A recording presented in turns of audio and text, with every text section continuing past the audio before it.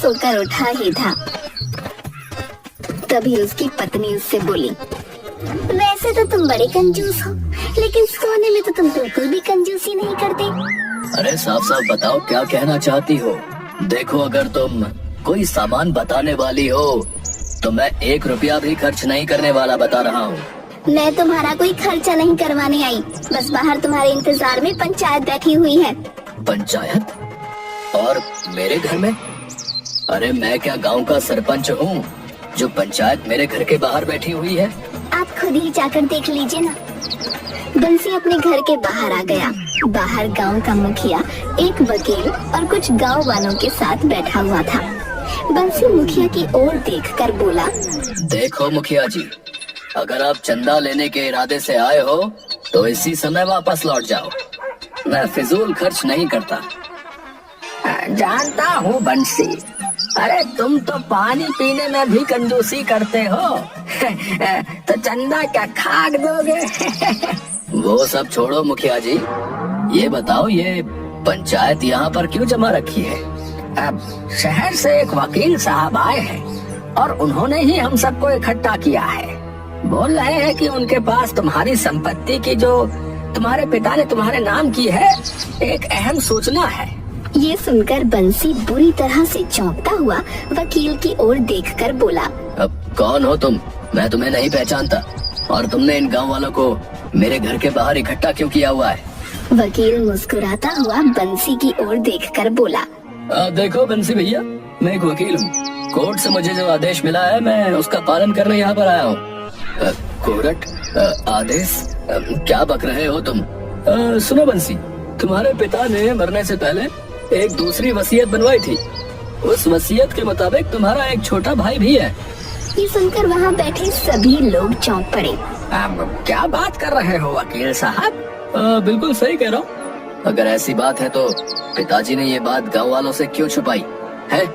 और तो और मैं तो उनका बेटा हूँ, मुझे तो बताते। अरे मेरी माँ ने सिर्फ एक ही संतान जन्मी थी और वो मैं हूँ। तुम्हें शायद इसलिए नहीं बताई होगी कि उन्हें अंदाजा लग गया होगा कि तुम एक नंबर के नाकारा और बेकार व्यक्ति हो। और रहा सवाल तुम्हारी माँ का, तो वो तो तुम्हें पैदा करके जीवन भर रोती रही होंगी। आखिरकार उसने संसार की सबसे बड़ी गलती जो की थी। पहेलियां मत बुझाओ वकील साहब, साफ साफ बोलो। देखो बंसी, वसीयत के मुताबिक तुम्हें अपने छोटे भाई को ढूंढना होगा। तुम्हें अभी इसी समय इस घर को छोड़कर जाना होगा। अगर 3 दिन के अंदर तुम अपने भाई को नहीं ढूंढ पाए तो ये सारी संपत्ति सरकारी ट्रस्ट में चली जाएगी। अरे ऐसा कैसे चली जाएगी?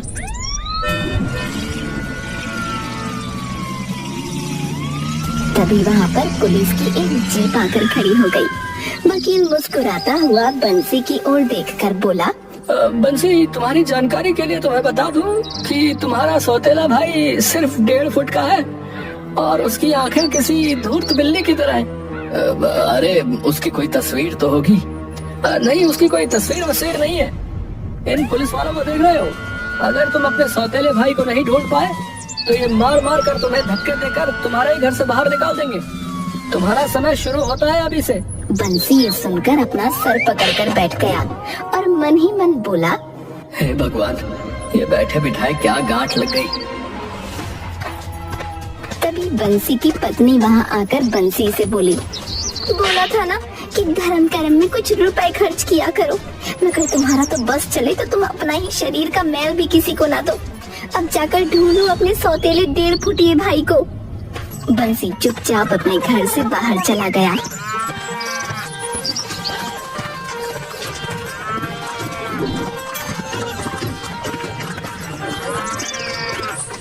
और एक पेड़ के नीचे बैठकर अपने आप से बोला, मेरे पिता ने भी कितना मूर्खता भरा काम किया है। एक तो मेरे सर पर सौतेले भाई को बैठा दिया, वो भी 1.5 फुटिया, और ऊपर से उसकी कोई तस्वीर भी नहीं है। अरे आखिर इतनी बड़ी दुनिया में उसे कहाँ ढूंढूं? तभी बंसी की नजर एक पेड़ के नीचे एक नाटे पर पड़ी जो कि आराम से अमरूद खा रहा था। बंसी उसे गौर से देखता हुआ अपने आप से बोला, इसका तो हुलिया बिल्कुल वैसा ही है जैसा कि मेरे पिता ने वसीयत में दिखाया है। क्यों ना मैं इसे ही अपने गांव ले चलूं। वैसे भी मेरे 1.5 फुटिए भाई की कोई तस्वीर तो है नहीं। बंसी चुपचाप उस नाटे व्यक्ति के पास जाकर बोला। क्या नाम है तुम्हारा? मेरा नाम गबरू है, लेकिन तू क्यों पूछ रहा है मुझसे? अबे अबे कौन है बे तू? मेरा नाम बंसी। अच्छा, तो तू वही बंसी है जिसके कंजूसी के चर्चे न्यूज में और अखबारों में छपते रहते हैं ना? मेरा एक काम करोगे? अबे ओ लपड़ झंडू, अबे मैं किसी का मुफ्त में कोई काम नहीं करता, समझा? बंसी रोते हुए गबरू को सारी घटना बताते हुए बोला।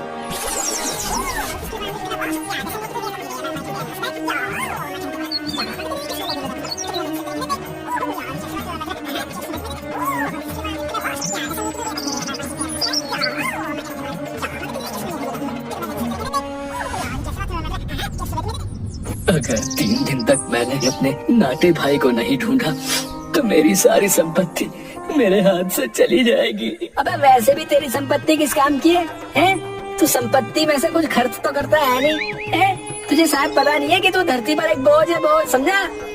मेरी मदद करो, तुम मेरे सौतेले नाटे भाई बनकर मेरे साथ चलो। अबे बोला ना, अबे मैं मुफ्त में कोई काम नहीं करता बे। इसके बदले तुम मुझे क्या दोगे बताओ? बंसी अपनी जेब से 10 रुपए का नोट निकालकर गबरू के हाथ में पकड़ाता हुआ बोला। मेरे दोस्त, ये 10 रुपए मैंने 10 महीने से संभाल कर रखे थे, इसे तुम रख लो। ये रुपए मैं तुम्हें अपने कलेजे पर पत्थर रख कर दे रहा हूँ। गबरू उस नोट को बंसी के मुंह पर मारता हुआ बोला। अब अपने सीने पर रखे हुए पत्थर को सीने पे ही मार दे, सारी दुनिया का भला हो जाएगा। पूरे 5 लाख रुपए लूंगा। अगर तैयार हो तो बोलो, नहीं तो जाकर अपना रास्ता नापो, समझे? गबरू की बात सुनकर बंसी गहरी सोच में डूबते हुए अपने आप से बोला। फिलहाल तो इसे साथ ले जाने में ही मेरी भलाई है, बाकी बाद में देख लेंगे। इतना तो तय है कि काम होने के बाद इस नाटे को एक फूटी कौड़ी भी नहीं दूंगा। बंसी गबरू की ओर देखकर बोला। मुझे मंजूर है। हाँ तो फिर आप देर किस बात की है मेरे बड़े भाई, चलो। बंसी गबरू को सीधे अपने घर लेकर चला गया और वकील सहित सारे गांव वालों को एकत्रित करते हुए बोला। वकील साहब, पिताजी की वसीयत के मुताबिक मैंने अपने भाई को ढूंढ लिया है। ठीक से देख लीजिए, 1.5 फुट से ज्यादा का नहीं है और इसकी आंखें भी किसी धूर्त बिल्ली की तरह हैं। वो तो मैं इसे पहली ही नजर में देखकर पहचान गया था। अब मैं आगे की वसीयत पढ़ता हूँ। अबे ये क्या बकवास कर रहा है वकील? आगे की वसीयत से तेरा क्या मतलब है? वसीयत में लिखा है कि जब बंसी अपने छोटे भाई को ढूंढने में कामयाब हो जाए तब आगे की वसीयत सुनाई जाए। हाँ, जल्दी बोलो, हम सभी काम धंधे वाले लोग हैं भाई। वसीयत के मुताबिक बंसी को 6 महीने अपने छोटे भाई को अपने पास रखना होगा और उसकी देखभाल अपनी संतान की तरह करनी होगी। और इन 6 महीनों में जितना अधिकार बंसी का होगा उतना ही अधिकार बंसी के सौतेले भाई का होगा। अगर बंसी ने उसे घर से बाहर निकालने की कोशिश की तो ये वसीयत ट्रस्ट के नाम चली जाएगी। इतना बोलकर वकील वहाँ से चला गया। मुखिया बंसी की ओर देखकर बोला। बंसी, ध्यान रखना, कोई भी ऐसा काम मत करना कि तुम्हारा छोटा सौतेला भाई तुम्हें छोड़कर चला जाए, नहीं तो तुम सड़क पर आ जाओगे। और वैसे तो तुम्हारा बस नहीं चलता, नहीं तो तुम सड़क पर ही रहने लगो, है कि नहीं? मुखिया वहाँ से चला गया। तभी गबरू इकलाता हुआ घर के अंदर घुस गया और बंसी की पत्नी से बोला। खाने में क्या भाभी? मुझे बहुत तेज भूख लग रही है। 2 दिन पहले 200 ग्राम आलू आए थे, वही पके हुए रखे हैं। 200 ग्राम आलू? अरे इतने से आलू तो चखने में निकल जाते हैं। तभी वहाँ पर बंसी आ गया। गबरू बंसी की ओर देखकर बोला। ओ बड़े भैया हो, मुझे बहुत जोरों की भूख लग रही है। जाओ जल्दी से बाजार से फिश चिकन लेकर आओ, आज मेरा नॉनवेज खाने का बहुत मूड हो रहा है, समझे? ये सुनकर बंसी को चक्कर आते हुए महसूस होने लगे। अबे 1.5 फुटिए, क्यों मेरा बेड़ा गर्क करने में तुला हुआ है? हैं? इतना सारा खाना तो इंसान सारे जीवन में नहीं खा पाता, और जो खाता है वो मेरी नजर में इंसान ही नहीं है। देखो बड़े भैया हो, अगर तुम अपन की मांगे पूरी नहीं करोगे ना तो अपन यहाँ से चला जाएगा, समझे? उसके बाद तुम्हारा ये घर भी तुम्हारे हाथ से जाएगा और तुम्हारी सारी संपत्ति भी तुम्हारे हाथ से जाएगी। अब फैसला तुम्हारे हाथ में, बता दो। ये सुनकर बंसी मजबूर होकर चुपचाप बाजार से जरा सा चिकन और मछली ले आया इतना कम चिकन और मछली देखकर गबरू बुरी तरह से क्रोधित होकर बंसी से बोला, अबे ये क्या उठा कर ले आते? तुम मुझसे किस तरह से बात कर रहे हो? कुछ देर पहले तो तुम मुझसे बड़ा भाई कहकर बात कर रहे थे। अबे तूने जो काम किया ना, मन करता है कि ये कंटाप तेरे गाल पे खींच के मार दूं है। मैंने तुझे चिकन और मछली लाने को कहा था ना बे? हाँ तो वही तो लेकर आया हूँ। गबरू चिकन की ओर देखकर बोला, अबे ये क्या है बे? चिकन की सिर्फ एक टेढ़ी टांग है। अबे ऐसा लग रहा है कि जैसे किसी अपाहिज मुर्गे की हो। अबे मुर्गा भी तेरी ही तरह नाटा था। अबे ओ बकवास बंद कर, समझा? और ये मच्छी, अबे इससे ज्यादा बड़ी मछलियाँ तो लोगों के घर के शीशे में होती हैं। अरे केवल तुम ही तो खाओगे। अबे हाँ मैं ही खाऊंगा। जाओ जाकर अभी दोबारा जाओ और बहुत सारा चिकन और मछली लेकर आओ। वो क्या है ना कि मुझे भूख जरा ज्यादा लगती है, समझे? चलो जाओ। बंसी मजबूर होकर दोबारा ढेर सारा चिकन और मछली ले आया।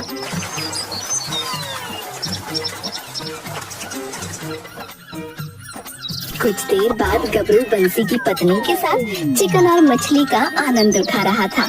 बंसी की पत्नी खाते हुए गबरू से बोली, तुम दोनों भाइयों में कितना अंतर है? मैं समझा नहीं भाभी। अरे एक मेरे पति है, एक नंबर की कंजूस, और तुम हो। तुम्हें पता है ना, पूरे 10 वर्ष बाद मैं मच्छी और चिकन का स्वाद चख रही हूँ। सच तो ये था कि मैं तो भूल ही गई थी कि इनका स्वाद कैसा होता है। टेंशन मत लो भाभी, अपन यहाँ आ गए। अभी कल मेरे दोस्त भी आने वाले हैं, समझी? फिर तो मजा आ जाएगा। कल खाने में क्या बनवाओगे? मैं सब बनाना जानती हूँ। तभी बंसी गुस्से से वहाँ आकर बोला, ये मैं क्या सुन रहा हूँ? कल तुम्हारे 2 दोस्त भी आने वाले हैं? हाँ वो कल आने वाले, और उनका खाने का इंतजाम भी तुम्हें ही करना है। अच्छा ये बताओ, तुम्हारी तिजोरी की चाबी कहाँ रखी है? ये सुनकर बंसी बुरी तरह से क्रोधित होकर बोला, तिजोरी की चाबी तू क्यों मांग रहा है बे? अबे ओ, अपन तेरा छोटा भाई, समझा? वसीयत के मुताबिक 6 महीने तक अपन तेरे से जो बोलेगा तेरे को करना पड़ेगा। और अगर तू नहीं करेगा ना तो आज ही मैं ये घर छोड़कर चला जाऊंगा, समझ गया? और अगले दिन फिर तुझे यहाँ से बाहर निकाल देंगे। बंसी ने डरते हुए तिजोरी की चाबियाँ गबरू को पकड़ा दी। गबरू बंसी से बोला, अबे ओ ध्यान से मेरी बात सुन। कल मेरे दोस्त संपत और कप्ता यहाँ आने वाले हैं। उनकी खातिरदारी में कोई कमी नहीं होनी चाहिए, समझे? अगर भूल से भी तूने कंजूसी दिखाई ना तो तेरी वाट लगा दूंगा।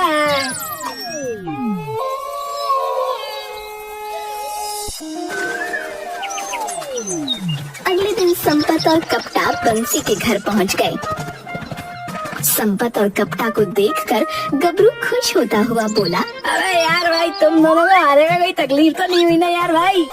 है कोई तकलीफ नहीं हुई। संपत भाई सही कह रहे हैं गबरू, हमें हमारा हिस्सा लेने के लिए यहाँ आना ही था। ये सुनकर गबरू बुरी तरह से घबरा गया और बंसी बुरी तरह से चौंक पड़ा। क्या कहना चाहते हो तुम? अबे मैंने कुछ नहीं, वो सिर्फ ये कहना चाहते हैं कि एक दोस्त के प्यार के हिस्से के लिए तो उन्हें यहाँ आना ही था। गबरू सही कह रहा है। अबे इन दोनों का बिस्तर मेरे कमरे में लगवा दो बड़े भैया। बंसी चुपचाप वहाँ से निकलकर अपने आप से बोला, मुझे तो अब कोई गड़बड़ लग रही है। मुझे इन तीनों पर नजर रखनी चाहिए। रात को बंसी कमरे के बाहर उन तीनों की चुपके से बातें सुनने लगा। कमरे में गबरू, संपत और कप्ता एक दूसरे से बातचीत कर रहे थे। ए संपत भाई, तुम बिल्कुल भी टेंशन मत लो, जैसा तुमने कहा था वैसे ही हो रहा है। बकवास बंद कर गबरू, सारी प्लानिंग हमारी थी। हमने ही तुझे बताया था कि ये बंसी सारे गांव में कंजूस के नाम से मशहूर है, समझा? और वो वकील और पुलिस वाले, उन सब का सेटअप भी मैंने ही किया था। वो सब फर्जी थे। हमें हमारा हिस्सा दे और हमें यहाँ से चलने दे, समझा? अरे यार, मुझे यहाँ आए हुए सिर्फ एक दिन ही तो हुआ है। कुछ दिन रुको, मैंने बंसी से तिजोरी की चाबी ले ली है। मौका देखकर मैं सारी तिजोरी साफ कर दूंगा, समझे? नहीं, सारी तिजोरी तुझे आज ही साफ करनी है। संपत भाई सही कह रहे हैं गबरू, उस फर्जी वकील को और पुलिस की वर्दी पहने हुए उन गुंडों को हमें हिस्सा देना है। ये सुनकर बंसी अपना सर पकड़कर बैठते हुए बोला, हे भगवान, इसका मतलब है कि ये तीनों ठग हैं। बंसी तुरंत मुखिया के घर चला गया। इतनी रात को बंसी को देखकर मुखिया बोला, क्या बात है बंसी, क्या हुआ? बंसी सारी घटना बताते हुए मुखिया से बोला, मुखिया जी मेरी मदद कीजिए। अबे निकल यहाँ से कंजूस कहीं के। हैं? तेरी कौन मदद करेगा बे? जब भी तेरे पास चंदा लेने आया हूँ तूने अपमानित करके भगा दिया। ऐसा जुर्म मत करो, मेरी बीवी बच्चे भूखे मर जाएंगे, मैं अकेला उन सबका मुकाबला नहीं कर पाऊंगा। अबे वैसे भी वो बेचारे भूखे ही मरते हैं, ना तो तू खाता है और ना तो उन्हें खाने देता है। मुखिया जी आखिरी बार मेरी मदद कर दीजिए, मैं वचन देता हूँ कि मैं कंजूसी छोड़ दूंगा। अबे ऐसा तू 550 बार बोल चुका है। तो 551वीं बार भी मेरी बात का विश्वास कर लीजिए। मुखिया को बंसी पर तरस आ गया। ठीक है चलो।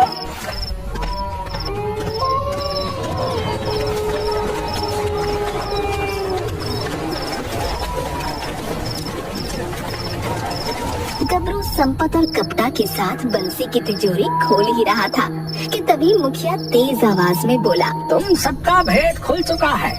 बंसी ने सारी सच्चाई अपने कानों से सुन ली है। ये सुनकर गबरू संपत और कपटा बुरी तरह से घबरा गए। उन तीनों ने जैसे ही पलट कर देखा तो सामने गांव वाले लाठी और डंडे लेकर खड़े हुए थे। गबरू संपत और कपटा की ओर देखकर बोला, अबे मूर्खो, अबे इसीलिए मैं कहता था कि कुछ दिन रुक जाओ, लेकिन नहीं, तुम्हें सारा का सारा पैसा अभी चाहिए था। अब ले लो पैसा।